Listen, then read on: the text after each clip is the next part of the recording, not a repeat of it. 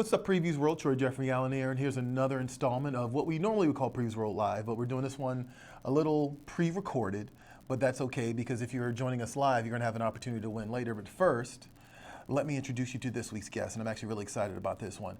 We have Jim RUGG of Cartoonist Kayfabe, Street Angel, Aphrodisiac, Rambo 3.5, The Plain Janes, etc., etc. Jim, how you doing, man? I'm doing great, Troy. Thanks. Yeah. Thanks for joining us, dude. I really appreciate this. First of all, I'm a big fan of Cartoonist Kayfabe. It was like exactly what I needed at the time that I needed it in terms of like the conversation around comics. So thank you very much for that, you and Ed. Well, thanks for watching, Troy. I appreciate hearing that. You do these things, whether it's comics or video or any project, and you never quite know how they're going to land. Right. So the feedback we've gotten from Cartoonist Kayfabe has been, it's really helped, I think, keep the channel going. It's let us know we're going in the right direction. So it is awesome to hear from everybody about that, and I appreciate hearing it from you. No, I mean, we were talking off camera earlier, like, there needs to be an outlet for people to actually have meaningful discussions about comic books, like, not just TV and movie tie-ins or the latest gossip, but like, comics. And, I know that that's our goal here at Previews World, but that's definitely your goal at Cartoonist Kayfabe. So, and we're going to talk more about Cartoonist Kayfabe in a little bit, but the reason we're doing this interview this week is because of Deadliest Girl Alive, the new Street Angel collection. And so we're going to be giving that away actually later during the show. So if you guys are interested at all and you want to pick up some of Jim's work, if you haven't heard of it for the first time, definitely let us know. We're going to have a question for you guys, and then you guys can answer. But I wanted you to talk to us about what is Deadliest Girl Alive exactly? What is Street Angel and what is Deadliest Girl Alive? Well, Street Angel Deadliest Girl Alive is the new Street Angel collection from Image Comics, and it collects all of the Street Angel comics I've done in the last couple of years at Image. Street Angel is a homeless ninja girl on a skateboard. So it's a superhero comic, but it may not look like your typical superhero. She doesn't have a great costume.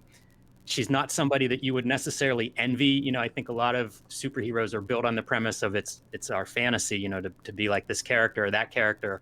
And when we created Street Angel, I wanted to do something different, something that you would not read Street Angel and want to trade places with her. You might read Street Angel and appreciate your life a little bit more because you're not in her situation.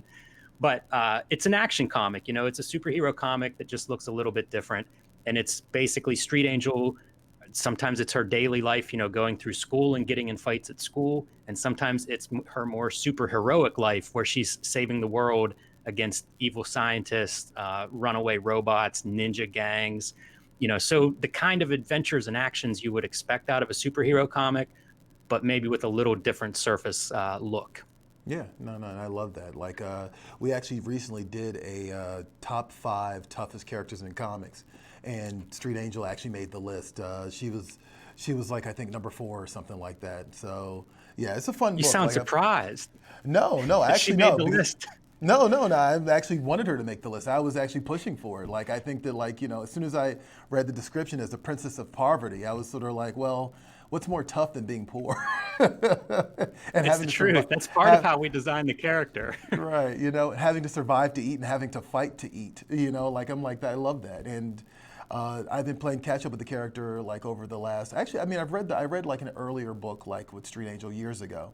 But I've been playing catch up with the character in preparation for this series, and I love the series. I just love how it goes in so many different directions. And there's always ninjas somewhere involved in the story, so big fan of I that. think any good comic has ninjas in it, right? Right, exactly. I see you have the Sinkovich Electra behind you, looking over your shoulder. Yes. Pointing with the wrong hands on Right. camera here, but yes. It's quite all right. But yeah, I want to start off because we always do origin stories when we start doing these Q&A sessions. So I always think it's important to find out, how did you get into comic books as a fan? What was the gateway for you? How did you discover the format? I randomly bought a comic when I was probably 10 or so years old. I just randomly bought one at a drugstore. It had the Hulk on the cover. It was a Marvel Comics Presents, but I recognized the Hulk and some of those characters. I think Wolverine might have been in it probably. And that was it. Like reading it, I was hooked. By the time I got home, I wanted more comics, and also I wanted to be a comic book artist. I saw the list of credits in the front of the book. I was always drawing, and I was drawing things like wrestlers and characters from movies and things. But I hadn't really read too many comics. And so as soon as I saw them, it kind of looked like the drawings that I made, and I just fell in love, and pretty much been buying and reading comics ever since then. All right, no, I love that. Like, how did you get in comics as a professional, like as a creator? Well, like I said, I wanted to make comics from early on. Once I saw comics and I started to see, it was somebody's job to draw them, I was on board. And I came into comics at what I think is a really good time. It was late 80s probably. And at the time, Jim Lee was about to take over X-Men. Rob Liefeld was about to take over New Mutants. Like I was reading that stuff from a few issues before those guys came on board.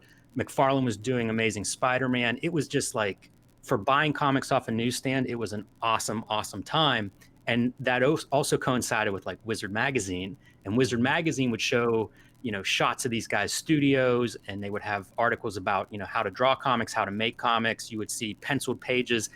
And I just ate all of that stuff up. So, I was kind of on that path of wanting to make comics from age 11 or 12 on. And I went to school for graphic design. And after school, I just started making comics. I realized if I want to make comics, now's the time. Mm-hmm. And I would make comics at night and on the weekends. I had a day job, and I was reading very independent comics at that point, like what we'd think of as like Fantagraphics and Drawn and Quarterly, alternative stuff like 8 Ball and Acme Novelty Library. Mm-hmm. Mm-hmm. And at the time, comics had gone through a pretty rough patch of, distributors going out of business and a lot of upheaval in the late 90s. And so it just seemed like the comics I liked, it was hard to make a living. You had a path. If you wanted to make your own comics, you could do it. There was a little bit of interest, but graphic novels hadn't really showed up yet.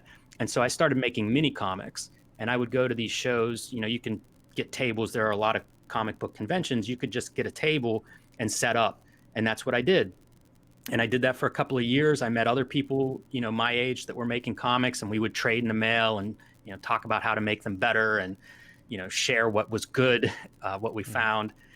And after a couple of years of making mini comics, I made a Street Angel mini comic, and it sold. Like I was doing these shows for a couple of years, and I would go with my mini comics and trade a couple and maybe sell 2 or 3. Whenever I showed up with the Street Angel mini comic, I sold out of them, and I knew that was different, because I had been doing it. And in the process of writing and making the first issue, we had a bunch of ideas. At that point, I was working with a writing partner, Brian Murakku. Mm-hmm. And so we thought, people like this comic. We liked making it. We have some more ideas. Let's see if we can find a publisher. That way we could, reach more people, and we could concentrate on making it. And so SLG was a publisher that I thought it would fit well. They had a submission guideline online. I just followed their guideline, sent off, whatever they asked for. And they got in touch with us, that they wanted to publish it. And so that was the first time I was published. That's the first Street Angel comics. And that opened up a lot of doors. That led to DC Comics contacted me shortly after Street Angel was published, because they found it somewhere or other. And that led to the Plain Janes, which was a couple of graphic novels I did for them. And that kind of led to me getting into comics as full-time and getting rid of my day job, because I had enough, I guess, freelance offers that I was going to have to start turning stuff down or quit my job and kind of go full hardcore into this line of business. Mm-hmm. And that's what I always wanted to do. So I figured I would take a chance. That was in 2007. And, knock on wood, I think I'm okay. I'm not looking for a day job anymore. So no, that's good. I mean, that's the dream, right? Yes. So so Street Angel's has been with you for a very long time. Like, how long has it been? Oh man, that first mini comic was probably around 2003. I think the SLG series was like 04, 05. Mm-hmm. And then, that was an indie black and white comic. I made very little money from it. So if I wanted to do comics full time, it meant going to places like DC Comics or Dark Horse, places that were paying page rates or advances. And, that's the direction I went for 10 years. Mm-hmm. And then I did a collection of Street Angel of the original material because it was out of print for almost 10 years. I did a collection with At House Books, an art indie publisher that I had done several other books with and have a really good relationship with the publisher. And he mentioned doing a Street Angel collection because it was like 10-year anniversary and it was out of print. So we did that, and that's what led to the Image Comics Street Angels. Okay, cool. So it's almost like, like I say, like I basically went and became a better cartoonist for 10 years. And now I'm back to Street Angel to kind of show off those skills and, make a better version of it. Well, I think that's probably the cool thing that, like, for a comic nerd like me, it's like you get to see the evolution of Jim Rugg as an artist by picking up this Deadliest Girl Alive book, I would assume, because I actually own the book I own is the slave labor book, and so I like been catching up on all the stuff that's been recently released by Image, but yeah, to see the growth and the growth of the character, but also the growth of you as an artist. Yeah, I tend to do everything myself. I do have a writing partner, but I do the lettering, I do the coloring, I do the design, and I love that stuff. Yeah. And I think that's where you can see a lot of the growth too. When I started out, you just couldn't do a color book as an indie artist, at least not at my level. And that changed with digital production, with international printing, maybe with the growth of the graphic novel market, like a lot changed and color became a real possibility for everybody. Hmm. And so that was a huge learning curve and I love it. But if you think of me as a cartoonist, like that was something I couldn't even imagine in 2003. It took a lot of coloring and a lot of pages later before I get to where I'm at with Street Angel now. So I'm glad to hear you say you see a lot of growth because I hope so. It's All been, right. gosh, over 1,000 pages later. So hopefully Hmm. there's a lot of improvement there. I love that. So for you guys watching at home right now, I want to let you know that we're giving away the Street Angel Deadliest Girl Alive hardcover from Image Comics. It's collecting pretty much all of the Street Angel stories that Jim has produced. And what we want to know in order for you to win this is answer the following question in the comments. What is your favorite Jim Rugg story? Let us know in the comments and we will pick a winner and then we will send you a copy of Street Angel, the Deadliest Girl Alive from Image. Jim, I wanted to talk to you about Brian Murakku, right? Like, because you mentioned him earlier, you guys came into the Street Angel character with Brian, right? So, like, what is your working dynamic? How do you guys work together on this process? Okay, so I met Brian Murakku at my day job. He was a technical writer, and we worked in a big engineering company, but we were in a marketing department, and we were kind of like these weirdos. We were younger than everybody, and we didn't have that engineering mind, and so we hit it off, right away. And when I would see his writing, I realized like this is a resource. Like he knows what he's doing. I'm going to start bringing him in scripts that I'm doing or comics that I've made and get him to give me notes on them. And pretty soon that led to just a lot of back and forth emails, funny lunches. And, he's creative. He's a good writer. And that's what I was looking to do is come up with stories that I wanted to draw and make. And so we just got along and, now we've been collaborating for almost 20 years. If we're working on a project, we both live in Pittsburgh, so we'll meet, once a week, share Google documents or whatever. We have so many, we have a Street Angel folder of just like scenes, ideas, characters, all these different pieces. Sometimes you get an idea and it's kind of a fully formed story, and sometimes you get an idea and it's one little piece, and maybe it works in another story. So Right. there's a lot of back and forth, and we don't have a great like a streamlined process. It really varies from story to story. And in a lot of ways, we're almost like co-editors. One of us may run with the story for a little bit, and then you get the feedback from the other person. It's more like an editor than a co-writer in some cases. But it's just a lot of bouncing ideas around and really, like we're our first audience. You're trying to impress each other, make each other laugh, pop. So All right. that's kind of the way it works. And it's gone well. We've developed a friendship over those years, and he's really somebody I trust. And I think it's really important if you're doing all of this stuff yourself, it's hard to evaluate your own work. So having somebody you trust, an editor, a first reader, something like that, is invaluable. And in a lot of ways, that's what Brian has kind of evolved into for me, is somebody that I know I can run an idea past him and trust what comes back. So No, good. Like actually, you said pop earlier, and I was like, I also want to thank you for introducing like wrestling terminology when it comes to describing comic books. Like I mean, like the show's called Cartoonist Kayfabe, which in kayfabe, of course, is a wrestling term. But like, do you encounter that you find for the longest time, I would argue that there was an intersection between wrestling fans and comic book fans, and I think only in the last like 2 or 3 years I've really seen that actually come to fruition. But like, have you encountered like a lot of wrestling fans, like and comic fans because of your show?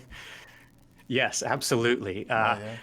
I get a lot of correspondence that's more on the wrestling side. People send me links to matches that they think I'm going to enjoy. They ask me questions about, whatever new wrestling show is happening. And I tend to listen to podcasts about wrestling a lot Mhm. more than I watch wrestling. So, Yeah. Right. Right. I may not be the best person for current wrestling, but I do Mhm. agree with you. There's a huge crossover with comics fans. And that's really been cool. Ed and I were talking about SPX this year. Mhm. Often there are informal themes at SPX, and wrestling really seemed to be a big one this year. I saw a Oh lot of yeah. wrestling comics and zines and drawings and prints that were connected to wrestling at SPX this year. So I think there's a healthy overlap. If you see the Venn diagram, I think a lot of cartoonists or comic fans are also wrestling fans, and it's a good time for both. I It think is. if Yeah. you're a comics fan and a wrestling fan right now, you have a pretty full schedule. Right, yeah, there's an abundance of material for you to like just take in. I'm in the same boat. Like I get most of my wrestling news from YouTube at this point. Yes. Like I don't get to Yeah, watch a I, lot I of it, think that but may be the norm. you're right. Yeah, I think it is the norm. I mean, I think that's why WWE, like you can watch entire WWE matches on actual WWE, like WWE's YouTube, and I think that's because they know that, like that's where the audience is. So I'm sorry, were you about to say something? I was going to say, there's so Yeah, much storytelling similarities between the two. They're very, I don't want to yeah, say formulaic exactly, but it's almost like a genre where we understand the visual storytelling of wrestling in a way that's there's a lot of crossover with the way we understand comic storytelling, right. especially superhero comics. Oh yeah. So, that was one of the things that got me interested in wrestling again as an adult, because I liked it when I was a kid and drifted away from it and then came back. And that was the main reason, is like investigating the storytelling in wrestling and seeing like what I can use, especially in something like Street Angel, where there are Mm-hmm. fight scenes. I think Mm-hmm. that's a part of the superhero genre, and obviously, wrestling is another place where you have that kind of choreographed storytelling in fight scenes. So I think there's a lot there in terms of Right. parallels and similarities and things that I can pick up and apply in my comic storytelling. With just kind of coming from a slightly different direction. Yeah. No, I mean, like, I have an indie book too, and like, I always kind of feel like the understanding how wrestling matches works helped me like build action sequences. Like, and I think there's just some sort of like psychology to it that like a lot of people might take for granted if you're not aware of it, but it makes a difference in how you tell a story in an action sequence. So, yeah, I appreciate Yeah, it. and then the one other piece of wrestling that I think applies to comics is getting over. Oh, How do yeah. you sell these books? How do you Hmm. make a character popular? And a lot of wrestling history is about that exact subject. So, when you think of whoever your favorite wrestler is, chances are they have figured out how to do that, how to sell their gimmick, how to make you care about their gimmick.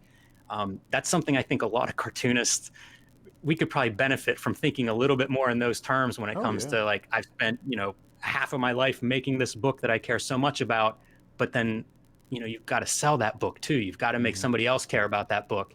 And I think that's something that wrestling, uh, like especially a successful wrestler, that's something that's a big part of their success, and it's something I think cartoonists can probably learn from in trying to sell these books, trying to make you understand why this book matters and what's interesting about this book and why you want to read it.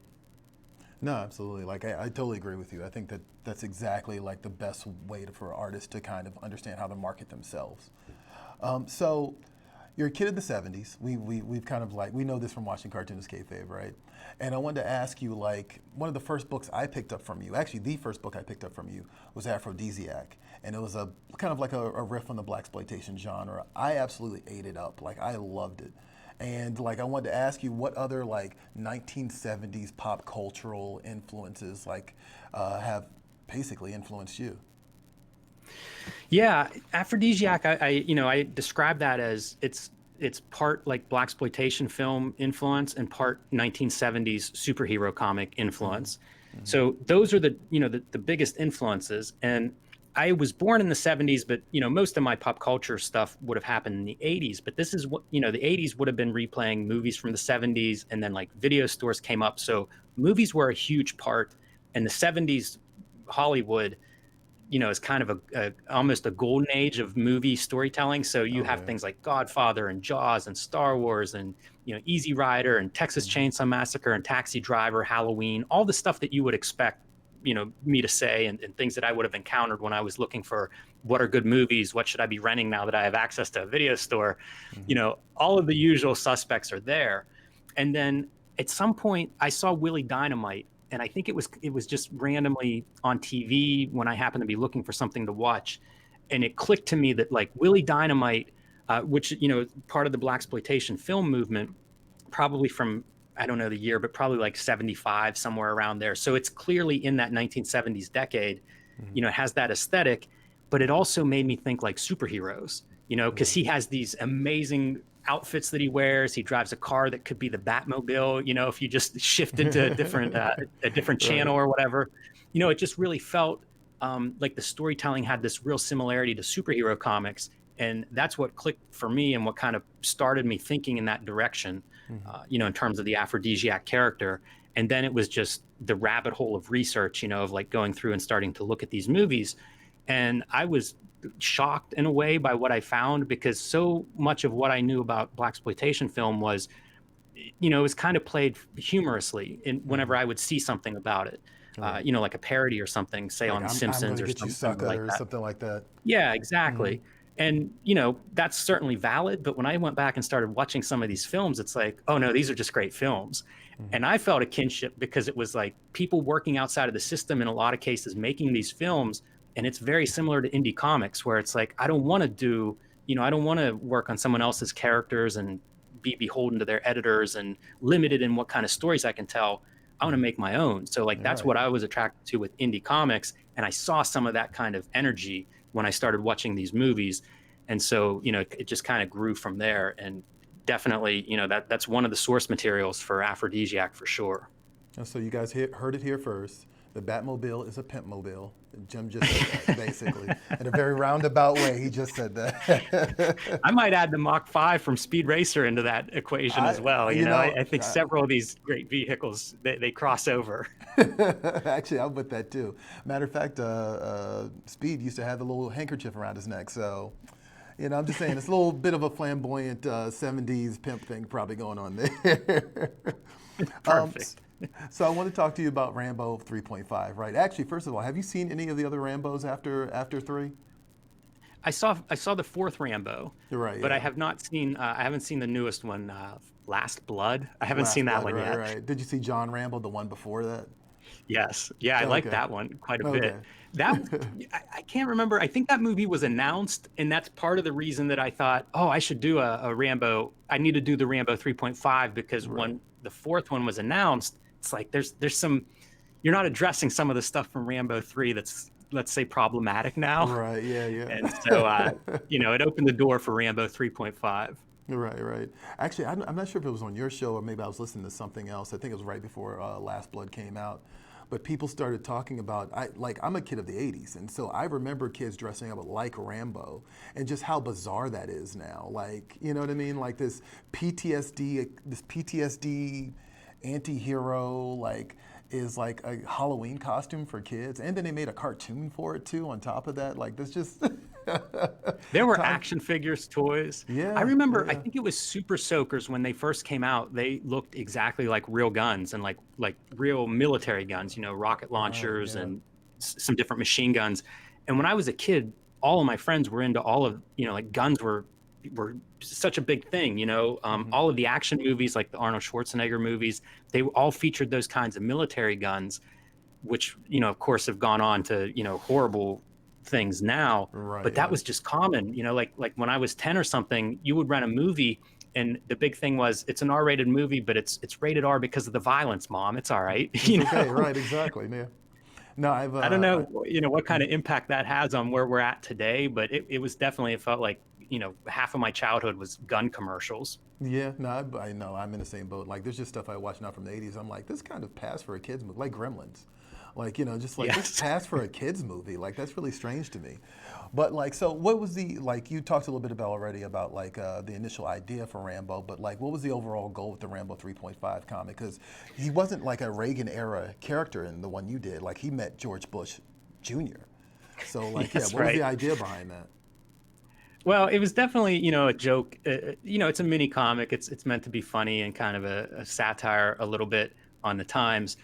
I was doing, I was coming off of a year of really intense work. I had done The Guild and I had done, it might have been Aphrodisiac, whatever it was like a year of pretty steady deadlines. And Hmm. so whenever I wrapped up the last deadline, I can remember waking up the next day, like my normal, get up early. You're sort of in this like production mode, Hmm. but I didn't really have anything on my plate. And I had been thinking about the Rambo 3.5 idea in my head, just like, oh man, he had teamed up with, the group that went on to form the Taliban. Those were his allies he Allies, fought yeah. side by side with Right. in Rambo 3. Yeah. Like this is a problem. Like what's Rambo going to do in Rambo 4? And so I had ideas in my head about it. And whenever I was like in that production mode, but didn't have a book to do, I banged out Rambo 3.5. I drew it in sketchbooks and on scraps of paper, and it was really fun to go from the Guild.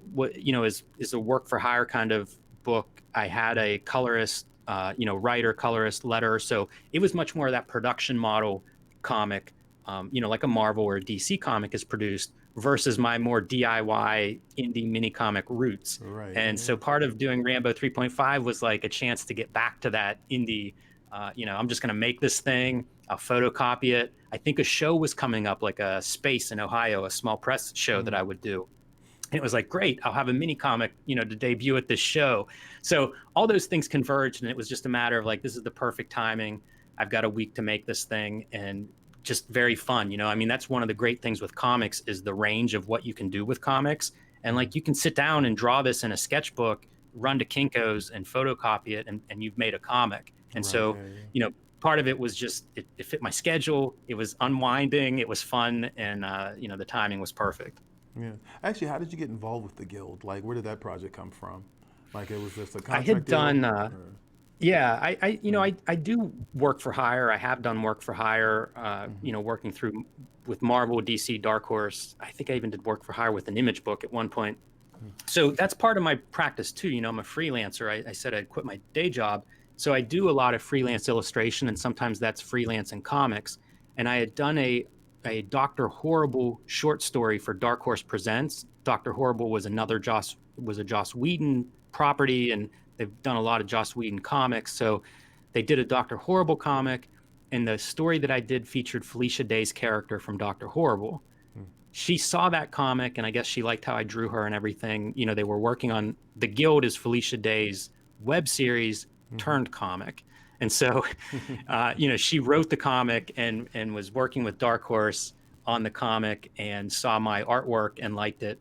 And so that's how that came about. It was just, again, timing wise, it fit my schedule, and why not? It's funny. I've done, I think, 3 graphic novels with first time comic book writers, which has been it's been a smoother experience than one might expect. Okay. All right. Good. And this was one of those experiences. I believe this was Felicia Day's first comic book writing, and she's phenomenal. It was with Scott Ali, who had spent a lot of time with Hellboy, was the editor. So I don't know how much he was working with her to get those scripts into a good state for an artist. But by the Right. time I Right. got the scripts, they were ready to go and looked great. And getting to know her a little bit from working on that project, she's an avid reader and writer, and it shows. I think she's just very talented. So it worked out well. But working with first time graphic novelist almost became my thing in a way. Like I had like 3 books like that, so it's kind Yeah. of different. How about the Adventure Time mathematical series? Like, how did that come about? Um, so I've done a lot of different art in my life, and I spent a couple of years doing more like gallery art, drawings for art shows and solo shows and things like that. And at the end of at the end of the year, I'll kind of look back and be like, all right, this is what I did this year. And I had a year where I drew only a couple of comic pages, and I thought, man, I'm not a cartoonist if this is my output. So uh, the Adventure Time thing came up shortly after that, and my schedule was really, really full. But that was another assembly line kind of comic where I was just going to be doing line work, which means a lot less investment of time on my end. And I wanted to make more comics, and that project just happened to cross my desk. So I don't know how my name came up, with the editor or the writer, or how they selected me, but the timing was good, and I had a really fun time working on those comics. I'm not I'm not the first one to say this, obviously, but like the Adventure Time designs are phenomenal. So, Mm-hmm. working with those characters was a blast. And Ryan North, the writer, is, man, I was very happy with those scripts too. So, yeah, it was kind of random the way it came up is from my perspective, but it was right place, right time. Okay, nice, nice. And actually, if you guys are joining us right now for the first time, I'm sitting down with Jim Rugg, creator of Street Angel and also host of Cartoonist Kayfabe. We're doing a giveaway. If you want to get in on this, please, in the comments, let us know. What is your favorite story by Jim Rugg? And we will send you a copy of Street Angel Deadliest Girl Alive. It's a new hardcover collecting all of his Street Angel stories from Image Comics. So, wanted to ask you now about Cartoonist Kayfabe, right? Like, how did you and Ed meet, first of all? Like, how did that friendship come together?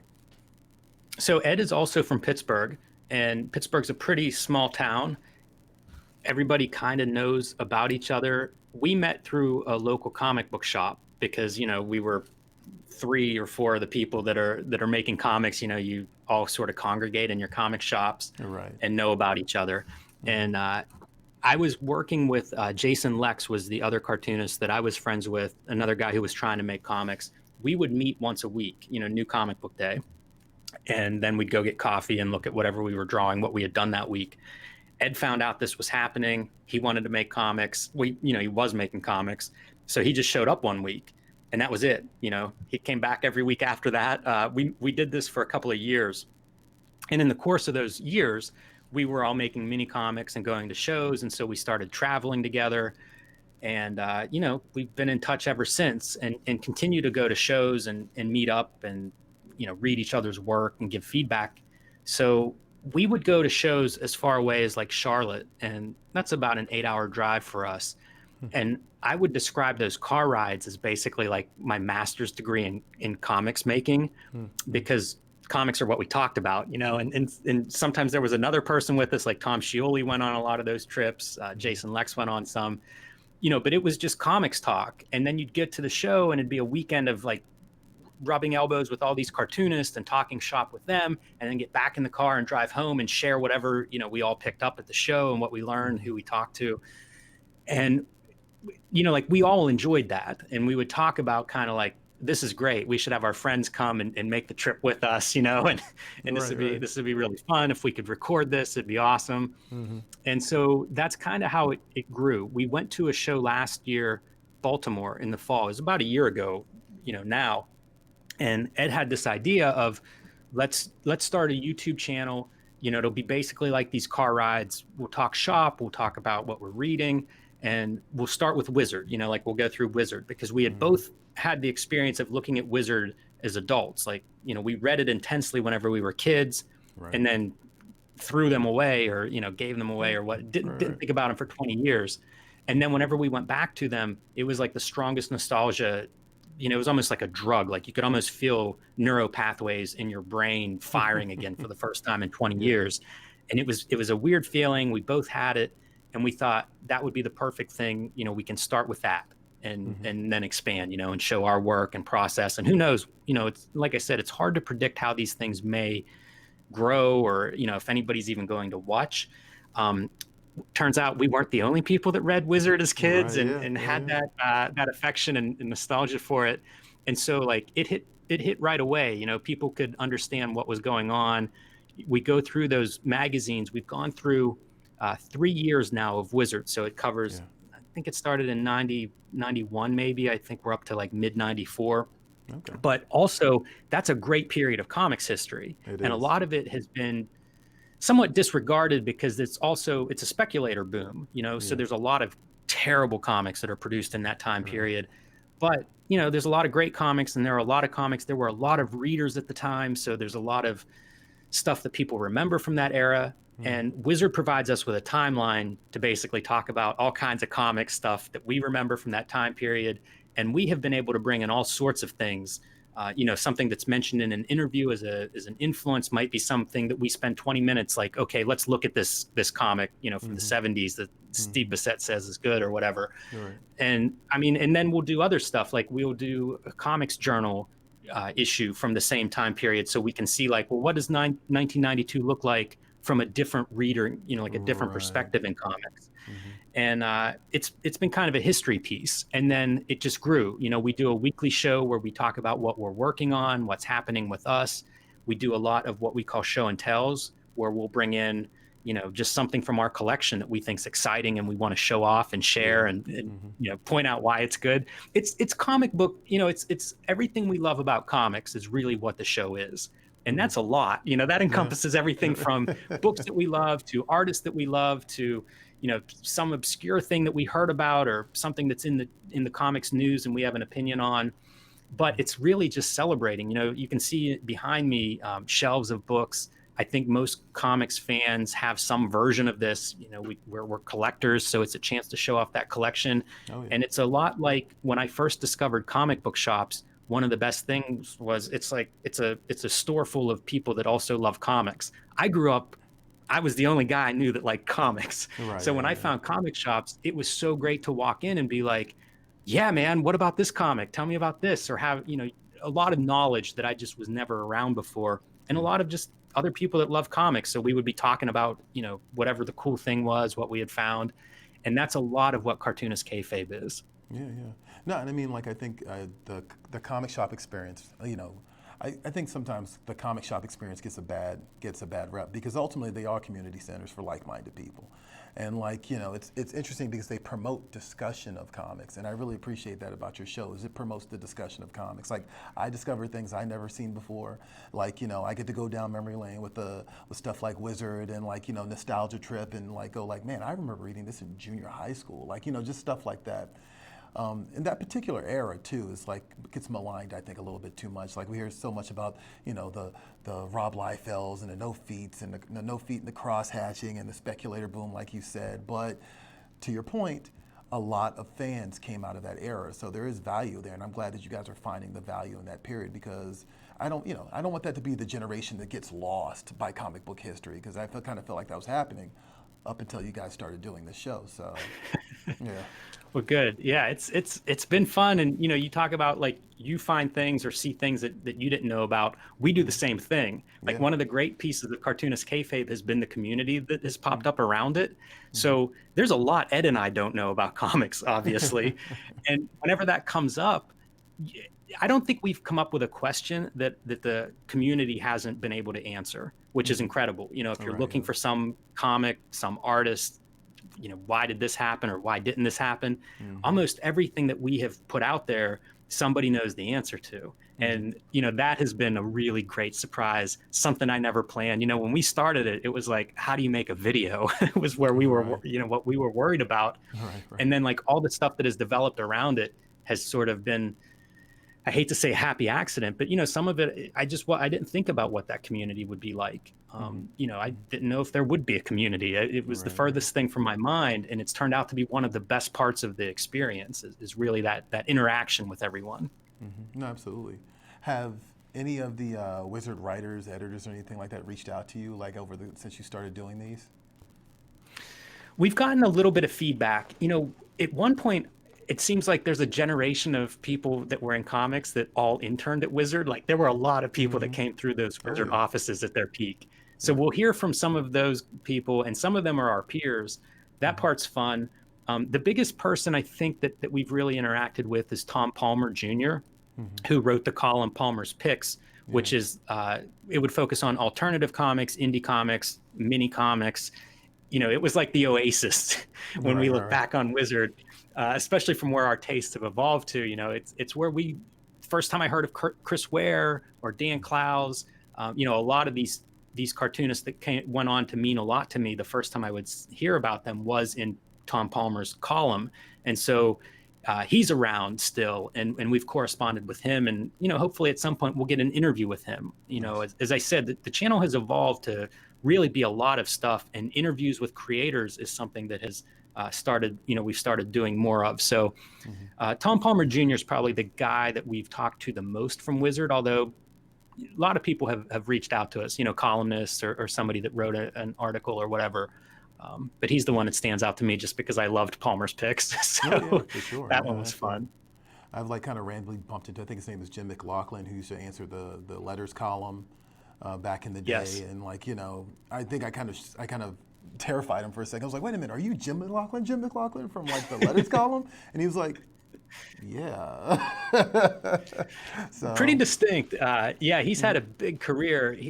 We noted whenever he took over the letters column, we kind of, again, we go in whatever direction strikes our fancy. And Jim Mhm. McLaughlin is a name that I know from a lot of stuff. I think he's with the Hero Initiative now. Right, yeah. I think he was with Top Cow for a while. A lot of these guys have gone on to different positions in the comics industry. Mhm. So Brian Cunningham wrote the toy column for a long time, and now I think he's an editor at DC Comics. So Mhm. if you look around at who these guys are, many of them are still in comics. They Yeah. get into different positions, different roles, but a lot of them are still around in some capacity. So it's interesting to do that too, to see like where these guys started and, at Wizard and what they've gone on to do. And McLaughlin's had quite a career. He's done quite a bit in comics Mhm.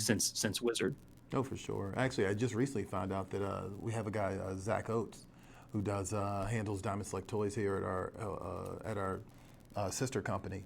And yeah, he used to do Twisted Toy Fair for Wizard. So there you go. Like, yeah, the Wizard is still alive and well in the industry in some way, shape, or form. So I want to Its talk to you. tentacles are out there. Its tentacles are out there. It's true. So I wanted to talk to you a little bit about like just how the indie scene has maybe changed, or any observations you've had about the indie scene since you entered. You talked about like you came in the early 2000s, and like we've seen kind of like this consistent wave of superhero books, but then some indie titles have been able to get kind of scooped up into the mainstream because of it, right? But then also over the course of like, let's say about maybe the last 19 years, we've seen the independent creator kind of find some sort of balance in terms of like maintaining the comics industry. So I'm just curious how what you've observed about indie in the last couple of years. Man, Troy, we could talk for days on this subject.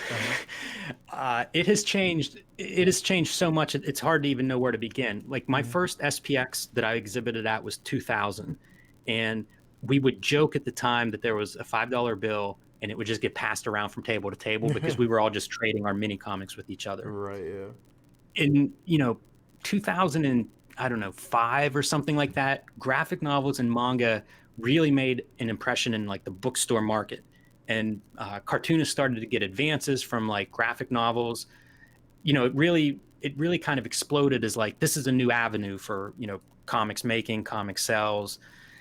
And I don't know that it was a bubble, but maybe it was a little bit of a bubble. Companies like Tokyo Pop seemed to really expand and then go Mm-hmm. away. Mm-hmm. But it changed comics a lot. Like it felt like there was a sea change. And some of it coincided probably with like the success of the comic book movies. There was suddenly more attention. Yeah. Things like Free Comic Book Day seemed to capitalize on that. There were a lot of forces. Libraries started to carry comics. And the stuff they were carrying wasn't just Marvel, DC. They were looking for things for readers of all tastes. Mm-hmm. And so I think that influenced opportunities for indie comic. When you say indie comics, it gets really strange. Like SPX this year, there was a second book that won a couple of the Ignatz Awards, and there was a little bit of a dust up about how indie is first, How second. indie is It's indie. like, Yep. Mm-hmm. right, exactly. Mm-hmm. But like it used to be, there was superhero Marvel DC, and there was alternative comics, and they were Right. alternatives because they weren't superhero Marvel DC books. Mm-hmm. Now there is like a zillion, every category that you want to classify Oh yeah. now exists in comics. So where what's indie and what isn't, I don't even know exactly, because I Right. don't know Yeah. how to classify that.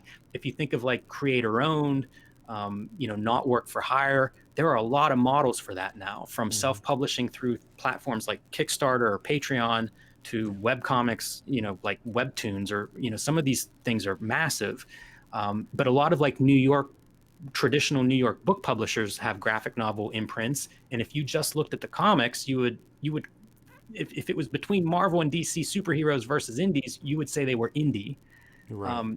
So it has kind of exploded, I guess is the way I would think of it. It used to be very kind of small, and at the end of the year you could figure out a top 10 list of all the good indie comics that came out, and everybody could read all of them. Mm-hmm. And now it feels like, man, you can't keep up with one good week because there are so many comics that, again, I'm going to think of it as like outside of the superhero genre, Right. you Yeah. know, And there are all these distinct genres now. You know, you have crime comics that are awesome, horror comics are popular.